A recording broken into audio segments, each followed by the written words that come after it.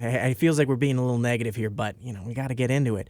The most disappointing teams this year. And we're back to the NHL. Yeah, we're back to the NHL now. Right off the hop, I don't think we're going to talk about the Habs because they were disappointing early on and they've continued to disappoint. There are other teams. They called Cole Caulfield back up. Let's cut that. So, that's a little treat for you, Habs fans. Absolutely. And the Blackhawks. Don't even think they really deserve a mention here either because we've discussed that. It's been established. Not doing great.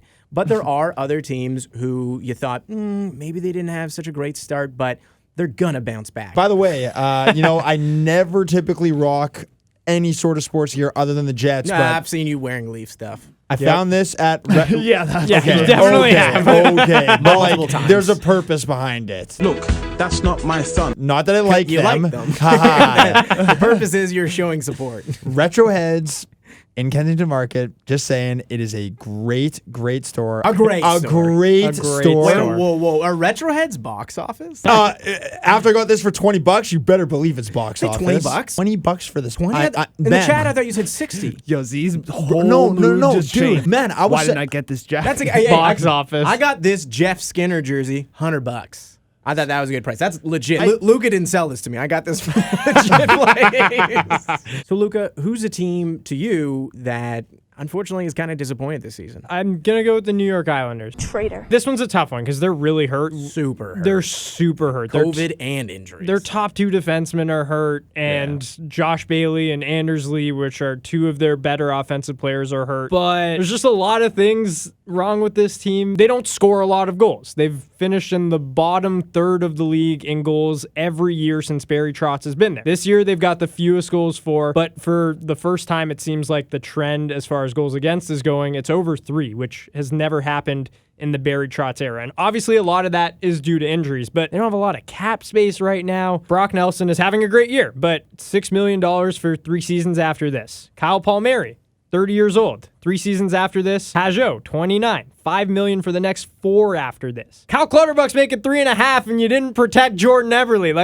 And he's having a great offensive year. I would say that was the worst decision in this expansion draft. Yeah. It's easy to hide behind the injuries and the road trip factor because of the fact that, they didn't get back to UBS until recently. Yeah, that's a massive factor. Like, they have not played any home games this year. They have played a few now.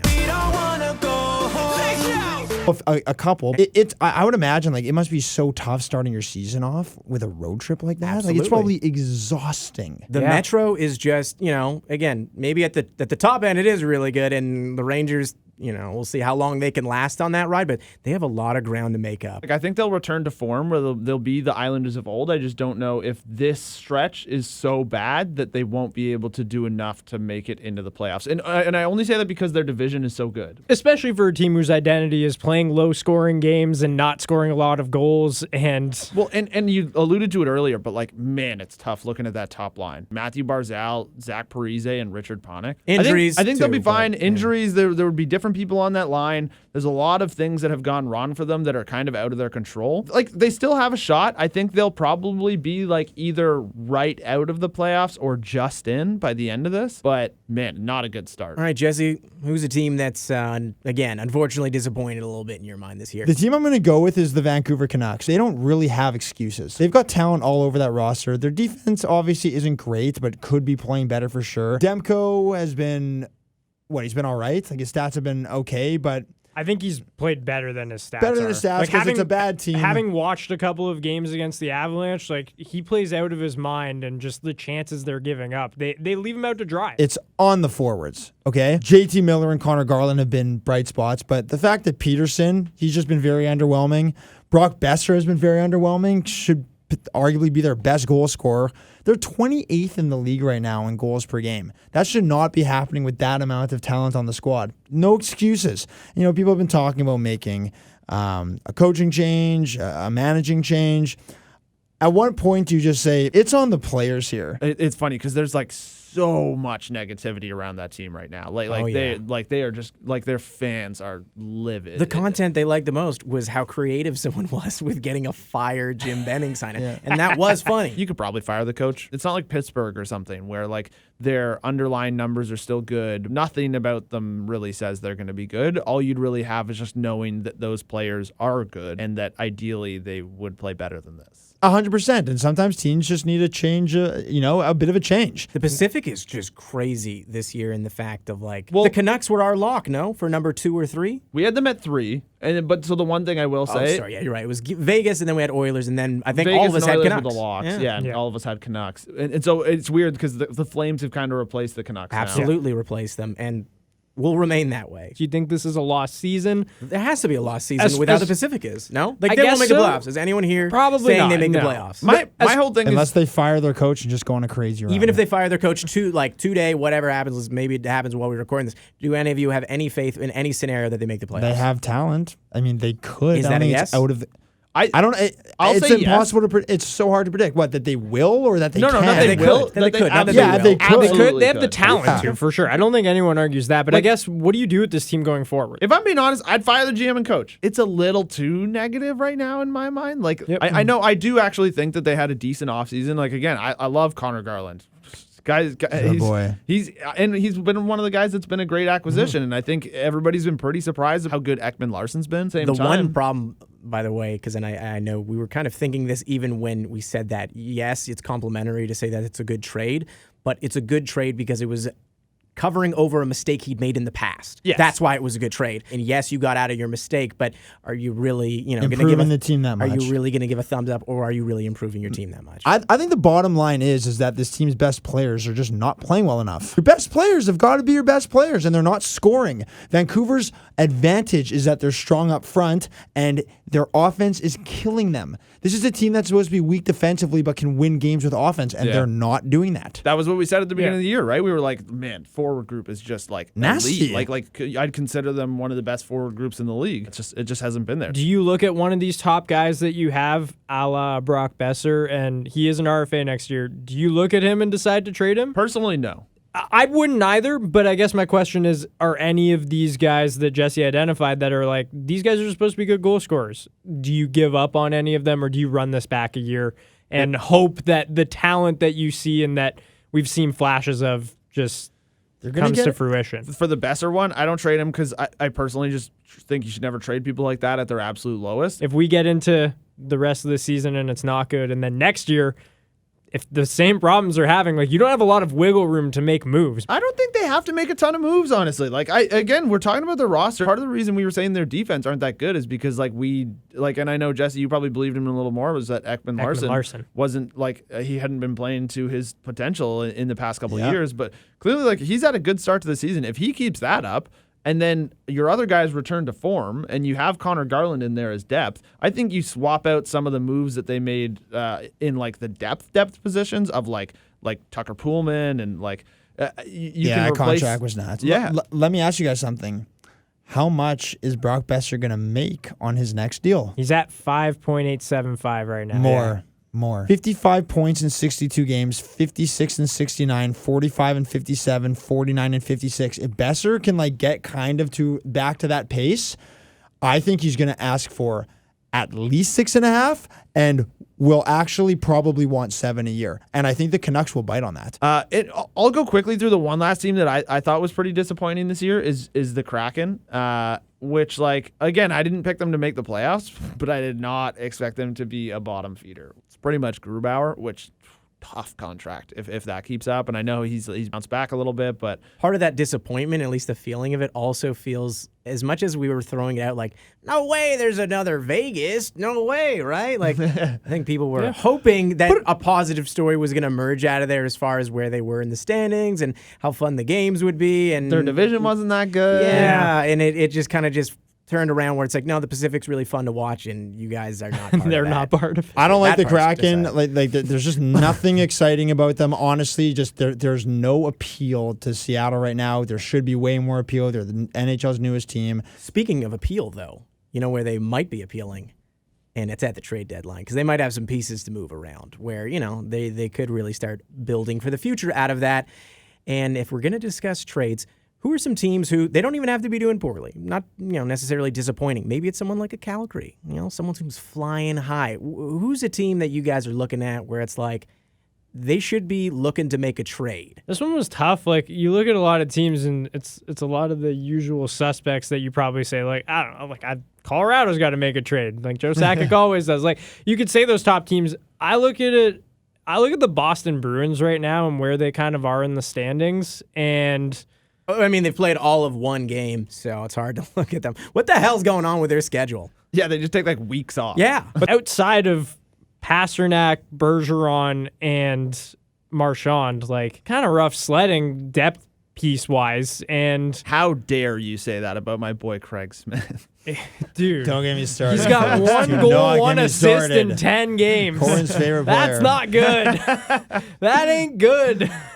I don't know. And Don Sweeney seems to pull off big trade after big trade. I don't know what the move is if you go after a guy like Thomas Hertl, and Sharks might play themselves out of this by the trade deadline. And so if you're Boston, hey, let's take a swing on that. I Deadline? would give up love to. so much. Oh for my Thomas God. Hertl. But like it's tough because you honestly the Avs are in it. Like that seems like a perfect person. I for would them. love to. He's not like he's not even 28 yet, is he? I believe he is A 90. He's a 90. He's 28. Yeah. 28.6. Okay, so 20. That's weird. What does that mean, bro? 29. Don't ever say that again.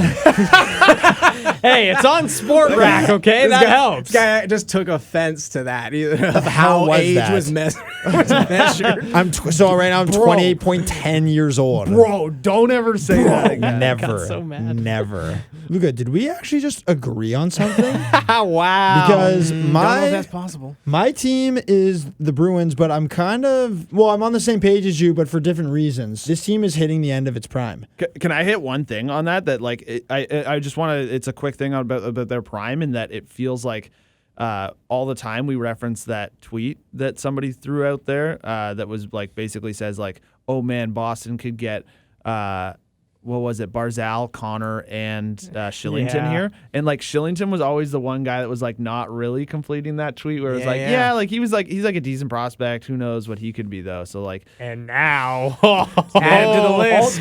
Imagine, yeah, they're coming out of their prime, but now they have these three guys coming in. Yeah. Man, they could have been, honestly, like what Chicago and Pittsburgh were. But And who's the prospect you're excited about with this Bruins team? So I was gonna say that too. Is I think they actually have like one of the worst prospect Yeah, pools there. definitely. Definitely. So you picked the Rangers to win the Metro, which is still a little nuts and still feels like it's not going to happen, not because they're not fun to watch, but because like they're a little bit all over the place. They seem like a team that really could use some forward depth. And if the Kraken are just going to start shipping people out potentially, wouldn't you guys like to see someone like Jared McCann go there? Like, how much flexibility does a two-way center like that have on the Rangers, where they could use another center, but they could also use him on the wing if they needed to? I don't know what you have to give up, but the guy's an RFA at the end of the year. So Z, I love that idea, and partially it's because the team that I think needs to make a trade is the Seattle Kraken. Okay. Are we sure. operating as GMs? Do you care to make a trade? Yeah, you want to make a little deal here? I'm gonna rip this guy off.